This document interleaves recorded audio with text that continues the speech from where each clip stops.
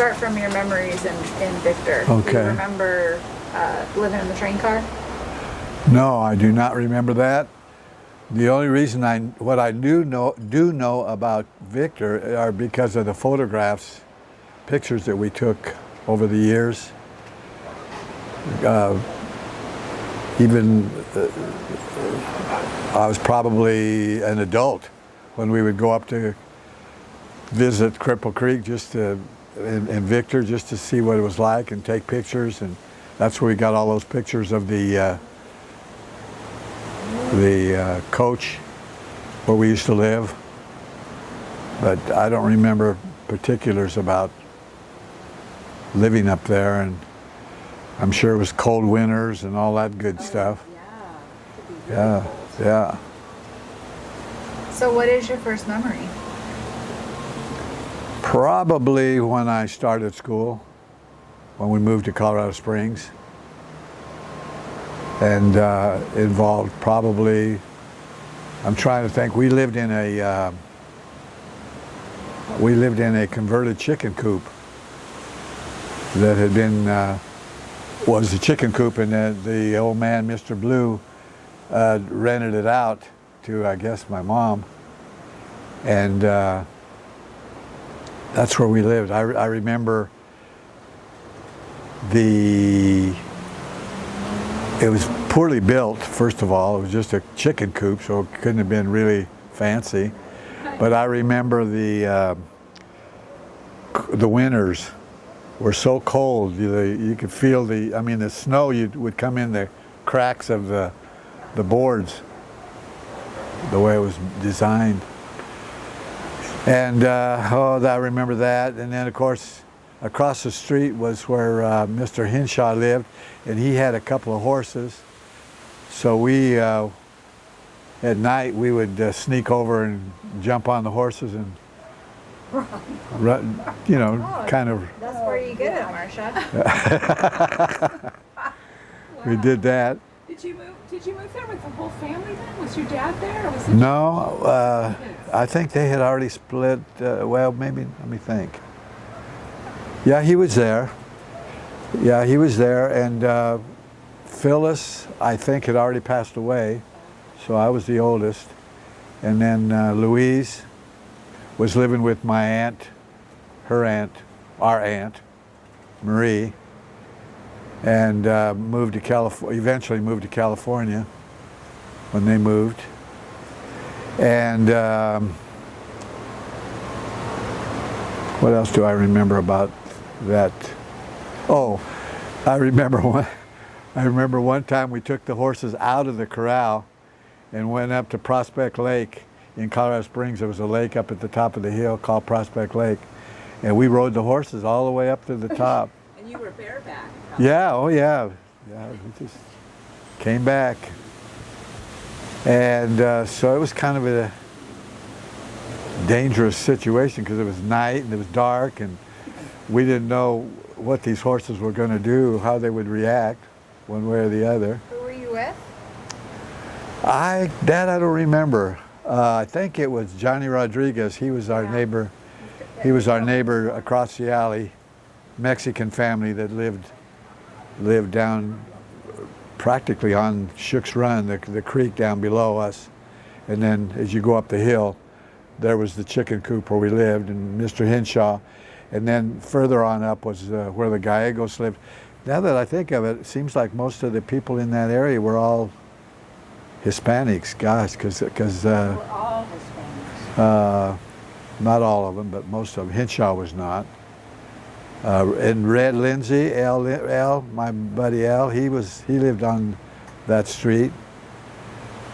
He could have been him with the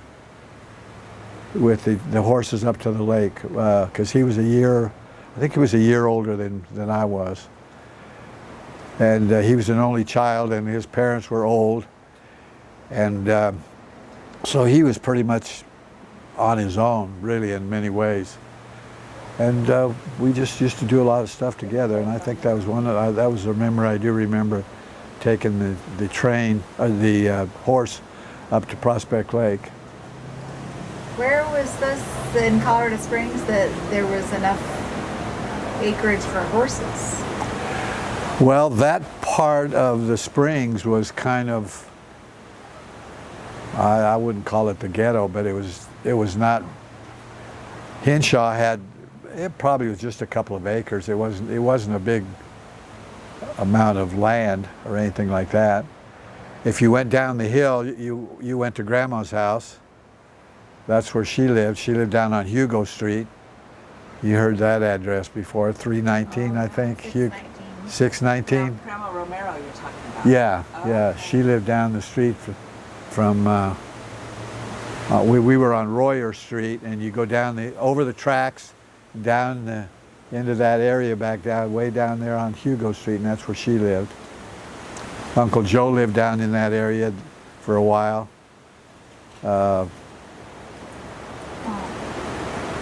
I can imagine the chicken coop must have been really small. Oh yeah, it was just one big room. Had a stove in the middle. I remember we had to cut, get wood It from. was about as big as from here. Well, probably a little bit bigger than. It Well, would be wider, yeah, about this long. yeah, So you had to cut wood to. yeah. That's what it. Yeah, and I don't remember. I think we even had to bring in coal. Because that was near the coal. We call them the coal chutes. That's where the trains used to come into Colorado Springs, and we were fairly close to the tracks, so we could go down and get buckets full of coal. And once the fire got to burning with the wood, they would put the coal on it and warm it up a little bit. This is my Where did you get First. the wood? what he was like. The wood, I'm not really sure.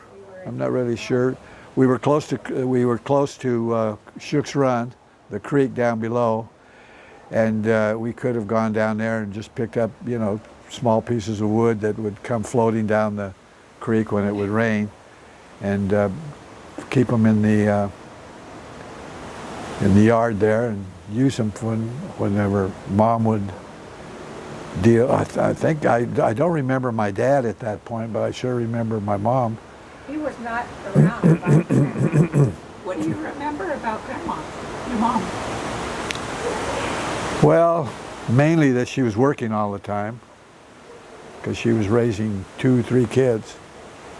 Of course, we had a lot of relatives around there. All of the Romeros were there, and Mary Lopez was my godmother, and her family, and the Vallejos, that whole hillside area was all Latinos, Hispanics, a few blacks. Look at the 2 dogs. They look like twins. We had a few blacks. We had, in fact, that's where we left. When we left the chicken coop, we went up to Merino Street, where Rhoda had her house. She had a cottage in the back, and that's where we lived. Oh, okay. I thought Rhoda had the chicken coop. No, That was Mr. an actual Blue. little house that Rhoda had. Yeah, she had a house up front, but in the back was a cottage, and that's what she rented out to I Mom. thought you went with us to look at that once. No? Yeah, I probably did. Yeah, And Rhoda's Henry Morgan. right. Yeah, It's like one big, not even big. yeah. One small. How did your mom Looking at me. know Rhoda was a single mom? Or no, she had a husband, but he wasn't around or something? Well, I think they were divorced because they came from Chicago. He lived in Chicago. The father did. Henry's father lived in Chicago, and Rhoda I guess she had relatives in the Springs. I remember Sam Dunlap was, I think it was her father. I'm not sure. God, now that I think about the relationships with some of these families, I do remember that Sam Dunlap had a shotgun behind the door in the kitchen. I mean, I got to go back and see that. yeah, that was kind of a weird situation because, you never knew when you were going to need a gun. Wow. wasn't necessarily a safe area. Is that what you mean? Well, we never really heard much about, you know, crime and all that kind of stuff. It was kind of, for us, it was all kid stuff. Stealing apples from the apple tree or going to a garden and pulling up fruit, carrots and, you know, that kind of stuff. But sneaking into the ballpark, because there was a minor league ballpark in Colorado Springs, so we would go up and sneak into the game. That's probably where I got my interest in baseball, because I did play baseball a lot. Well, all of us did. Henry and me and Ray Lively and the whole gang. It was kind of like a United Nations club, because we had blacks, Hispanics, whites. Dave Rupp was part of them. He was white. They were all kind of went after later on when you watch TV and you saw our gang, those our old gang, our gang, or what was that television program with all the little kids, Little Rascals. the Little Rascals type thing. That's kind of what we felt we were like, sort of this little, always not looking for trouble, but getting in trouble because of just being kids. Nobody supervising us at all. Mom was working all the time, and I had to kind of watch Manuel and Spike. Louise was gone with her aunt to California. And you went to Lowell School. Yeah, we went to Lowell School. We moved several times when we were in the Springs, and when we lived on the it would be on the west side of Colorado Springs. It's where there was a large, we would call it a barrio now, where all the Hispanics lived. And when we lived over there, my dad worked at a what would you call it? Did he make manhole covers? Yeah, it was had to do with Steel? steel work, Hassel Steel Company or something. Like a And- foundry? Yeah, like a foundry. That's the word I was looking for. Foundry. He was in a foundry, and we lived over on that side of town because that's where he worked. So that's when I went to Lowell School, and that's when I think that's about the time they split. They broke up because we moved to. I think we moved to Royer Street, and that's where the chicken coop was. And then from there we moved to Rhoda's place, and we stayed there until I went to high school. Oh, really? Yeah. Oh.